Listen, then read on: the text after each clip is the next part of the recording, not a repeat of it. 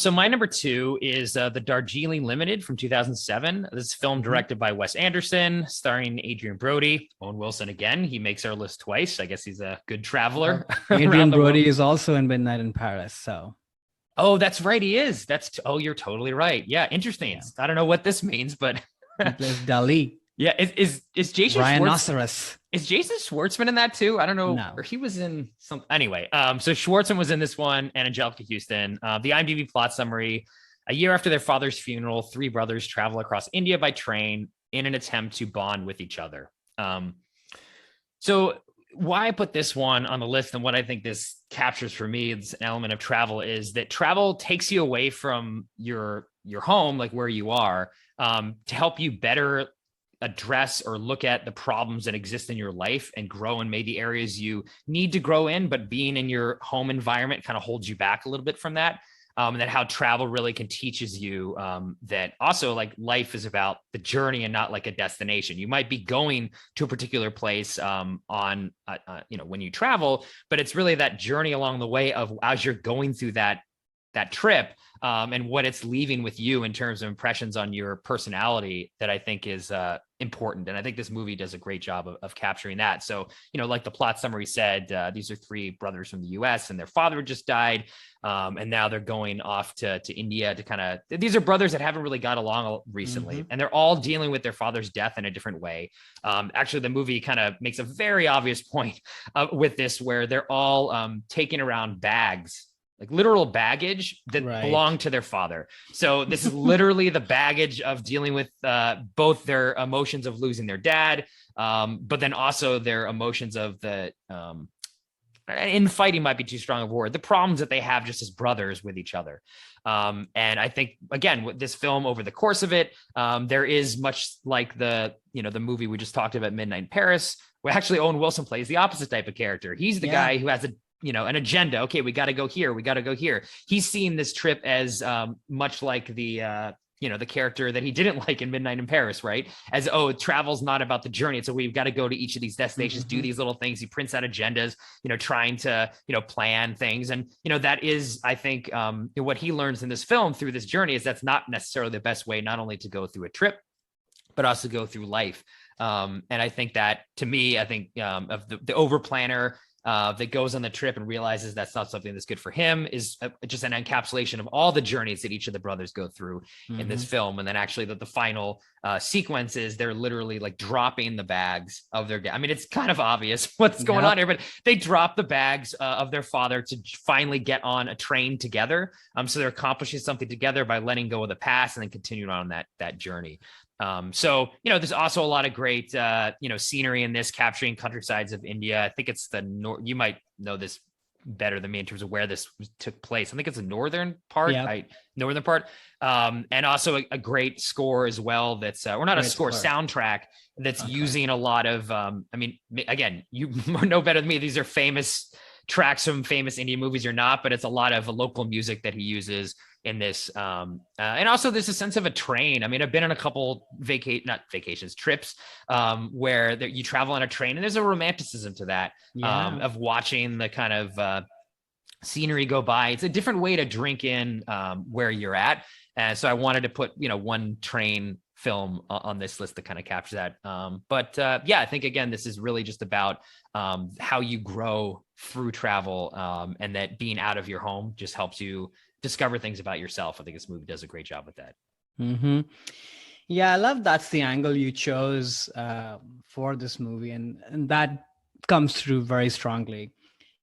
Again, I had not watched this movie before, Oh, okay. even though I'm a big Wes Anderson fan, but I just heard that this is sort of his not very successful movies, was Right. not rated super well, kind of darker and what have you. So I sort of, kept away from it. Also, any movie sort of that's based on somewhere that I grew up in, I Yeah, don't know why totally. that automatically goes to the bottom of the list because for whatever reason, I don't know why. No, I get that. Yeah. Yeah.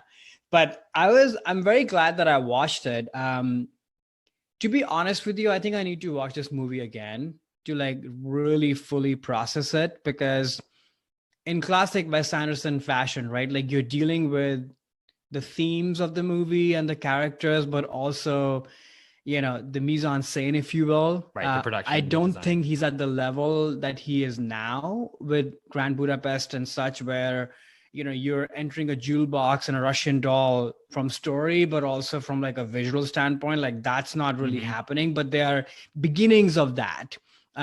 It feels a lot more real as compared to how his movies are today. Like I do recognize the yellow boards of the station names and the STD ISD kind of phone call booths. That's how they are. Yeah. But somebody who's probably never been to India, they might think this is just Wes Anderson's romanticized view of jewel box Russian doll treatment. So there are motifs like that, but it's pretty real in that sense. Oh, okay.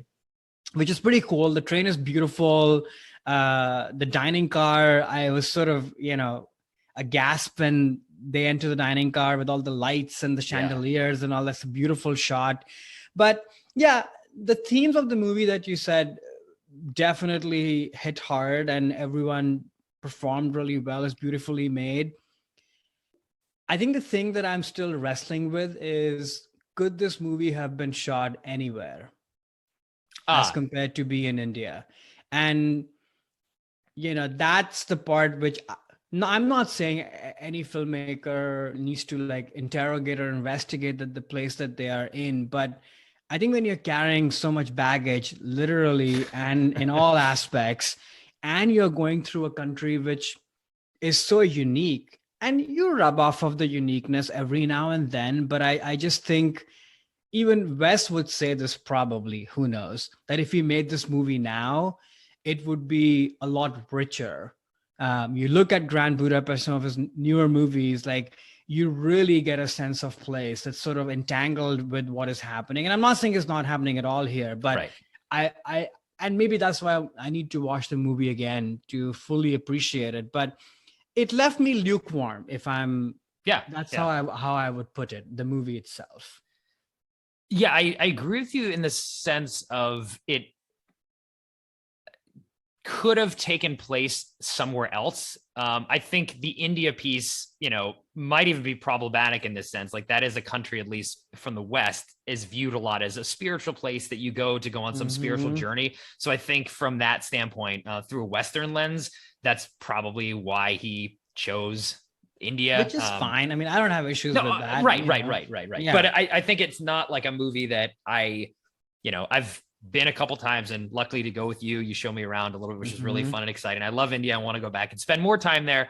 But yeah, it wasn't like I watched this now having been to India where it feels like, oh, I'm back there in every scene. It's not necessarily that. But I think an interesting point too about you were making around that it seemed like a dialed back Wes Anderson. This is the first movie that he made after Life Aquatic, which was a failure for him. And I think he was trying to purposely, because that movie is very dialed up. Quote, I can't even watch it. Wes Anderson. It's like so extreme, Life Aquatic, in terms of what he's doing. Too much. Right. So I think he was purposely trying. I actually remember when I saw this for the first time, and it aged more with me. Like the more I see it, the more I like it. But being like, whoa, this doesn't feel like him at all. Like it's like he dropped all the pretense. Though now I can look and see enough of that in there. I think for what this movie's trying to do, doing it too much would kind of lose the heart of the emotion of this. But it's like not surprised you hadn't seen it. It's looked on as not one of his strongest works. I personally think it's underrated and like it better, I think, than most people do, or at least when they place it in his filmography. But yeah, like for me, just about the travel as a journey to find oneself, I think this does a good job of capturing that. So that's why I had to. That totally comes across. And that's another good point. Like, we talk about this a lot on the podcast. So like, when do you come to the movies that you come to? Totally. Like I think Midnight in Paris was probably the first Woody Allen movie I watched. I had no interesting. Okay. Preconceived ideas about who this person is. And like you were saying, how they, give themselves a gift at the end of the movie. I had no idea. Of course, now I know it. So, there's a lot of that happening. So, but I do want to go and check this movie back again. So I'm very happy that I watched it. I've been listening to the soundtrack since, which is very cool. So yeah. Yeah. One question then on the soundtrack, are those like famous films? Sort of. Or I didn't recognize any of them other than one song, but I looked at the credits. So they're from Satyajit Ray's movies. which I have not watched. I've seen maybe one of them, which Okay. is, you know, shameful. Probably I should go and watch Pather Panchali and all these great, you know, movies, but they're all from his movies, I think. Oh, Or okay. composed by him or from his movies or something like that. Yeah. Do you know why maybe he chose that particular filmmaker to? I mean, Satyajit Ray is sort of India's export to the auteur Oh, okay. bracket, if you will. Like, you know, he has an honorary Oscar and his movies are, you know, kind of looked at in that pantheon with Kurosawa and such. Oh, So it's a okay. very sort of specific brand of movies. It doesn't get more arty and you know, rich and deep than Satyajit Ray. So maybe that's why. Oh, okay. Yeah. Yeah, I've never heard of that filmmaker, so I'll have to check Yeah. out some of his stuff. It sounds like I would like his films. A regular Criterion Channel feature. Oh, okay. Okay, great. Yeah, I'll definitely have to check that out. Hey there, it's Alex. If you like the review and discussion Karan and I just had, make sure you subscribe to our channel, Movies That Shaped Us, to get full episodes. Every other Wednesday, Karan and I cover a topic around important people, places, events, and moments in our lives, and then explore it through 3 of our favorite movies. Subscribe right now or follow our podcast on Spotify or Apple Podcasts via the link in the description below. Hope you join us for the journey.